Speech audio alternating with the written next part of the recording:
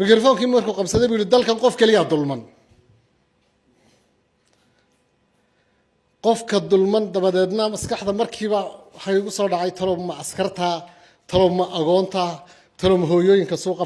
cidda dulman sidoo qofka koowaad ee dalkan dulmani waa aniga dhega warun wada kulli waa laga yaabaa nin mas'uuliyad qaaday culays way iska jiraa haddana mar labaad bay maskaxda hoosta lama mas'uuliyadda dadna uu faahfaahiyay wuxuu yiri sidoo u dulmay yahay buu markaa ka sheegay wuxuu yiri guriga inaan baa ii joogtaa gabadh yar aan dhalay gabadha yar dawladda ay u shaqaysaa mushaharna ma qaadato miyaanan dulmanayn hadda konton xildhibaan iyo dheeraad weey waa naxnay oo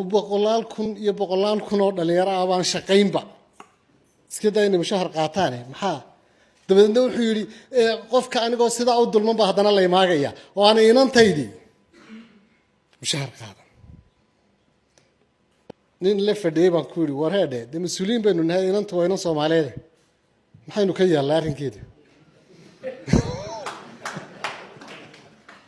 de maxaynu ku samaynaa kale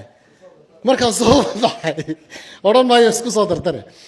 markaan soo baxay baan qolada maaliyadda weydiiyo ku yiri war heedhe madaxtooyada miisaaniyadeedu waa imisa lacag madaxay gabageli weyday oo malaayiin dollar baa budgetka qasriga madaxtooyada ah oo hadday dhowr iyo 20 milyan ba guriga lagu qaarash gareeyo waa maxay mushaharka kale la doonaya horta dawladnimada meesheeda ka xigtaa waa taa